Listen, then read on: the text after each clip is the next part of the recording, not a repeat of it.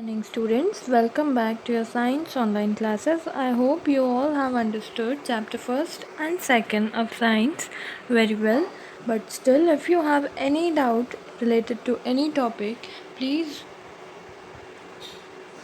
tell me. I will clear your all doubts. Okay, so let's start our next chapter, that is chapter number 3rd, fiber to fabric. Fiber to fabric, the chapter name means fiber is धागा, धागे से fabric means cloth. How is the cloth made from the thread? Okay, let's start. In class 6th, you have learned about some fibers obtained from plants. You also learned that wool and silk fibers are obtained from animals. Now, 6th class में आप सब ने पढ़ा है कि fibres जो होते हैं वो हमें कहाँ से मिलते हैं, ऑब्टेन कहाँ से होते हैं, प्लांट से. ठीक है, वूल और सिल्क फाइबर जो होते हैं वो हमें एनिमल से मिलते हैं. कई फाइबर्स हमें प्लांट से मिलते हैं और कई एनिमल से. एनिमल से कौन कौन से मिलते हैं? Wool, silk fibres. Okay, and plant से कौन से मिलते हैं? लाइक कॉटन, ये वाले कॉटन हो गया, जूट हो गया. Let's move further. Wool is obtained from fleece of sheep or yak. Silk fibers come from cocoons of the silk moth. Now what is given? That wool. वूल मतलब ऊन, आपने सबने देखी होगी. ये कहाँ से मिलती है हमें? फ्लीस. फ्लीस मतलब हेयर होते हैं किसके? शीप के या फिर याक के. इससे हमें मिलती है वूल. और सिल्क किससे मिलती है? It comes from cocoons of silk moth. silk moth की cocoon से. Do you know which part of the sheep's body yields fiber? Ship की कौन सी, शिप की जो बॉडी है उसका कौन सा पार्ट मतलब फाइबर प्रोड्यूस करता है? कहाँ से हमें फाइबर मिलता है?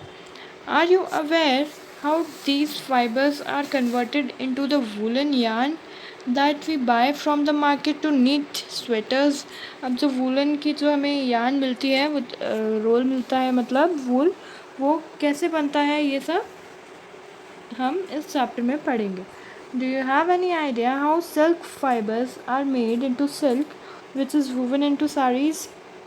जो हमारे सिल्क फाइबर्स होती है, सिल्क साड़ीज़ पहनते हैं लेडीज़ वगैरह, तो वो कैसे बनती है साड़ीज़ में, कैसे कन्वर्ट होती है सिल्क को, कैसे वूवन किया जाता है, मतलब कि सिला जाता है सिल्क में, साड़ीज़ में. तो ये in this chapter we'll try to find answers to these questions. Okay, animal fibres, wool and silk. पहले हम will study about animal fibre, that is wool.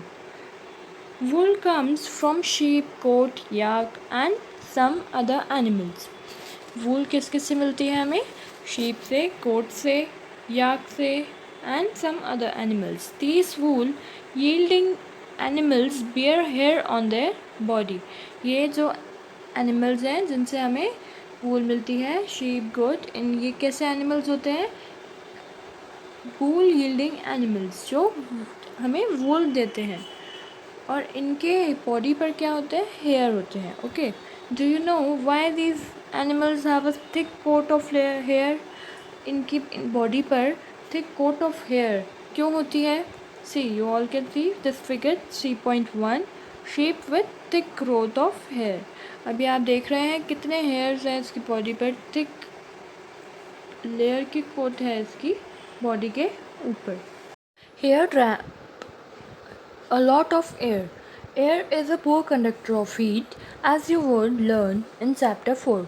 So, hair keeps these animals warm. Wool is derived from these hairy fibers.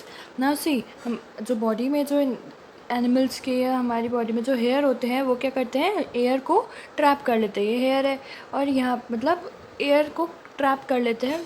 ठीक है, और फिर उसके बाद क्या करते हैं? जो हमारे हेयर होते हैं वो हमारी बॉडी को वार्म रखने में हेल्प करते हैं. और हम नेक्स्ट चैप्टर है हमारा हीट का, उसमें हम पढ़ेंगे कि एयर जो होती है वो पुअर कंडक्टर ऑफ हीट होती है, तो वो हमारी बॉडी में से हीट को नहीं जाने देती है. Okay, so here keeps these animals warm रखती है एनिमल्स को. और wool is derived from these hairy fibers. ये जो wool है वो कहाँ से हमें मिलती है?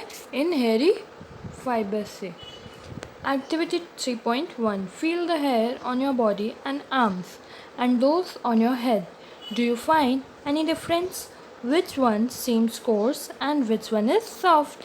Now what you have to do in this activity, you have to, आपको क्या करना है, बॉडी में अपनी हेयर को फील करना है कि आपकी बॉडी में किस टाइप के हेयर्स है, आर्म्स में है और हेड में है. आपको डिफरेंस दिखेगा उस हेयर में, जैसे कि हमारे कोर्स होंगे कई हेयर और कई जो होंगे वो सॉफ्ट होंगे. हेयर्स की भी वैरायटी होती है. कई हेयर कोर्स होते हैं, कोर्स मतलब थोड़े हार्ड होते हैं, मोटे से होते हैं, और सॉफ्ट होते हैं या फिर पतले हेयर्स होते हैं. Okay, like us the hairy skin of the sheep has 2 types of fibres that form its fleece. हमने पढ़ा फ्लीस का मीन्स होता है हेयर वी रेड इट.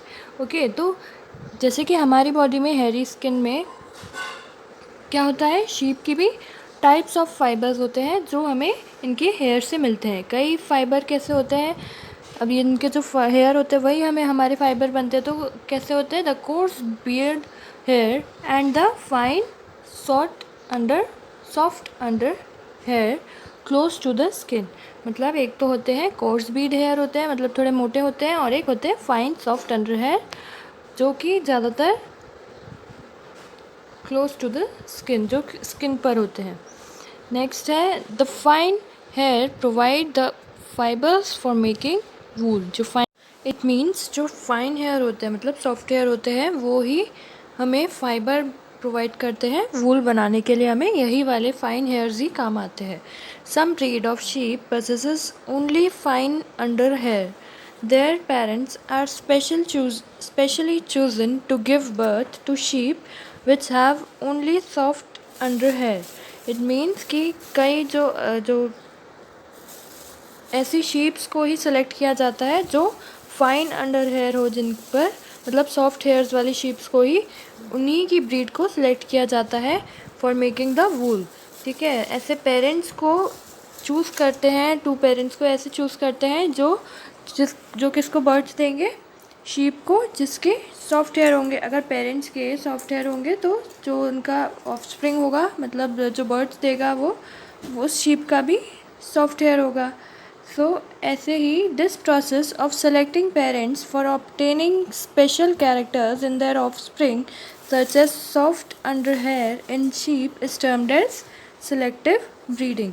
इसी को क्या बोलते हैं, सेलेक्टिव ब्रीडिंग. किस प्रोसेस को बोलते हैं सेलेक्टिव ब्रीडिंग? सेलेक्टिंग पेरेंट्स को सिलेक्ट करना फॉर ऑब्टेनिंग स्पेशल कैरेक्टर्स, ताकि कुछ जो उनके स्पेशल कैरेक्टर्स हैं वो उनके ऑफस्प्रिंग्स में आ जाए. ऑफस्प्रिंग मतलब जिसको बर्थ देंगे. Such as soft under hair, जैसे कि 2 शीप्स को अगर हम सेलेक्ट करेंगे जिनके सॉफ्ट हेयर है तो उनके ऑफस्प्रिंग में भी सॉफ्ट हेयर ही आएंगे, तो उस शीप से ही हमें वूल मिलेगा. तो इस प्रोसेस को बोलते हैं selective breeding. Students, we end up here, and tomorrow we'll read the next topic, that is animals that yield wool. Thank you.